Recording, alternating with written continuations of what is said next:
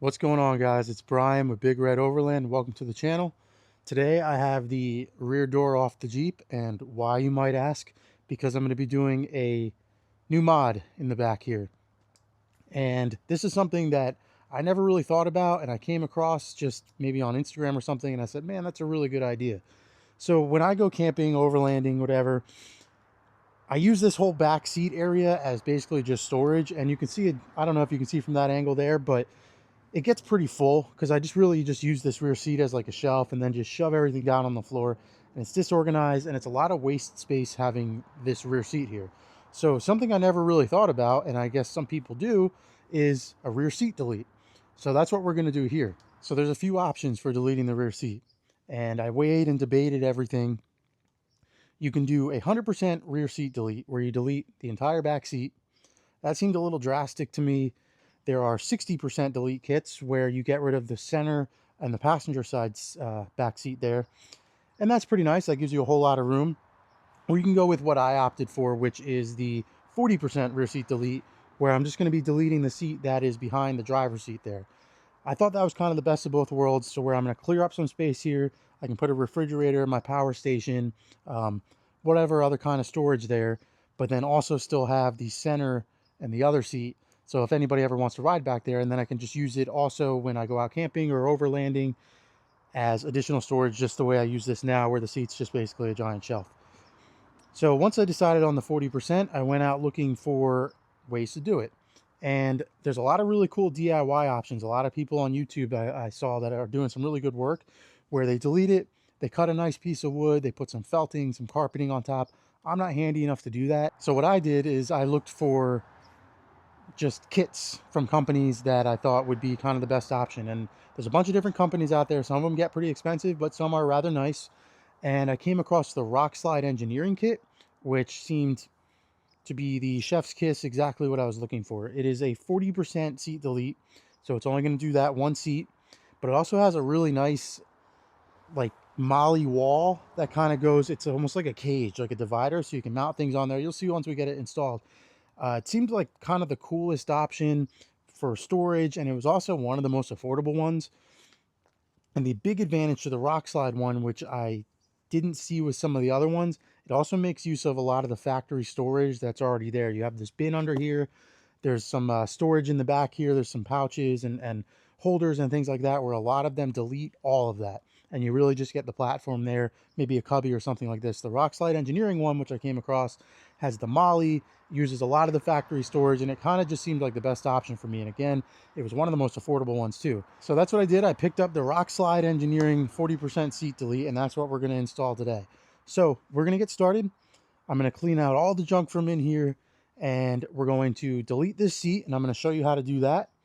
And then we're going to do the install, and I'll show you how to do that. And we'll do a little review. You get to see this Rock Slide Engineering one, because I noticed there wasn't very many videos, or any videos at all on YouTube, or really much about the Rock Slide Engineering, or very much about seat deletes at all, which I think is a pretty cool mod. It gives you a lot of space here. So I wanted to make this, show you guys how to take out the rear seat, and then give a little demo on the Rock Slide Engineering one, which I think is the best option. But let's get into it, and I'll show you how to install it. All right, guys, sorry I had to switch cameras here. My phone died. But here is the tools that you're going to need. You're going to need a 10mm socket. I'm just going to try to do it by hand, but you can probably use an impact wrench. You need a T20 bit. And you're supposed to use a 16mm wrench. Somebody mentioned you need a 16mm wrench. I don't have that, so I'm going to try to do it with this adjustable. Hopefully we don't have problems. And then the oddball here, this is an E14. It's like a female Torx bit. I didn't have that. I had to go out to Harbor Freight and buy that. But you're going to need that to get the main seat bolts out. And then just something to put your loose bolts in. So let's get started on the removal.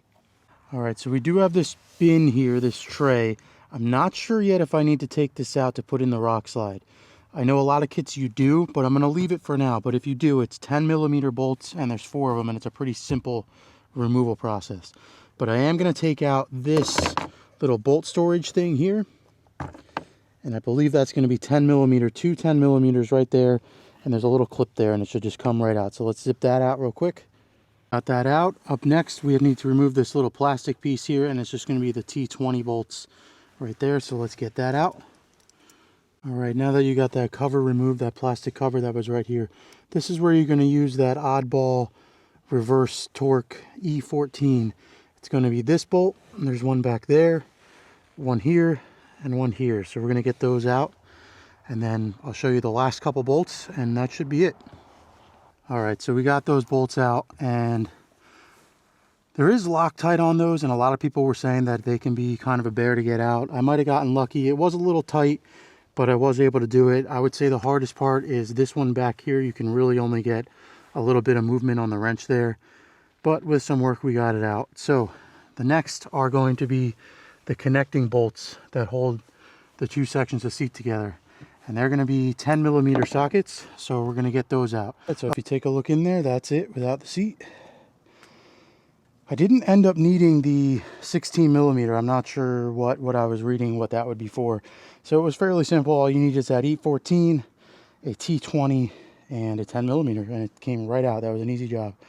All right, let's get started on the install.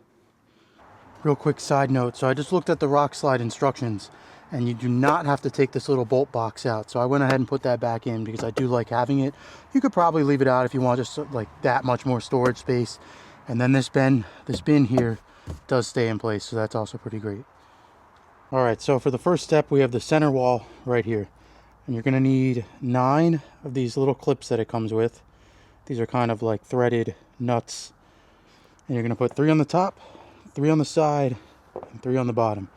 The instructions say that the ones on the top are gonna be facing to the inside, like this.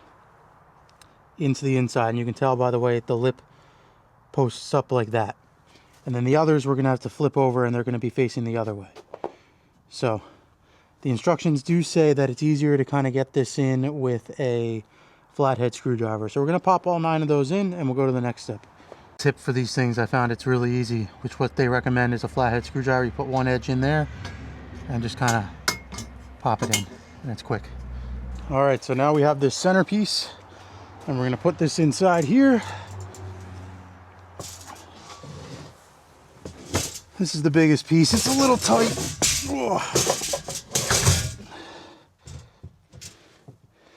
And that's going to go in there just like that. And you want to see it. So those clips I was talking about before, good way to check that. The top 3 should be facing the passenger side up here, and the others facing the driver's side. And I found a mistake that I made, and I'm going to have to take this out. So do not put these seat bolts back in yet, because it looks like they're going to be needed to hold this down. So I'm gonna have to take these out, all 4 of these out, and use them. I think they're to hold that down. So all right, so these big seat bolts are gonna go back in the holes, and they recommend not tightening them down all the way, so that way you can still move this around while you install it. All right, next step is this rear panel, and that's gonna go in the back, and you're gonna need 3 of these little, I think they're 14 by half, it said, screws. So put that in there. And again, they recommend hand tightening everything.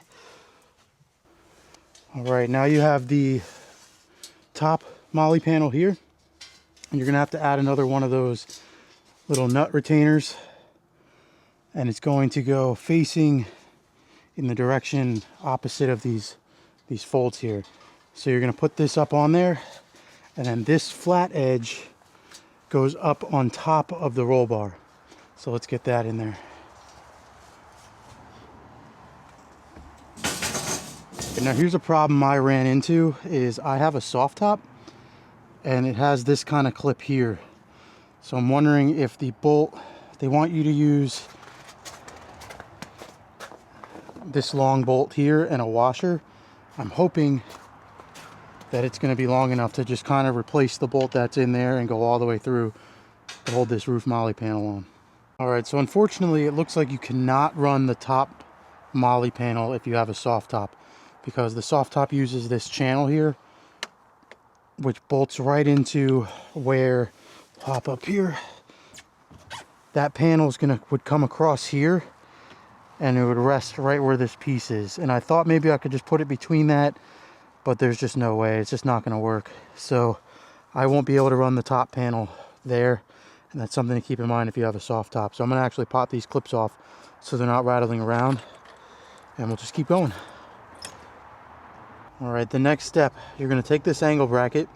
There's two of them, the one with the 3 holes, and attach it to the bottom here. And it does recommend to make those tight. All right, now here we have the outside wall, and you're going to put 5 of those nut clips in there, all facing the outside, so the opposite side of these lips here. So they'll go in like that. Now you're going to take this other angle bracket here with the 2 holes and mount it onto the side bracket like that.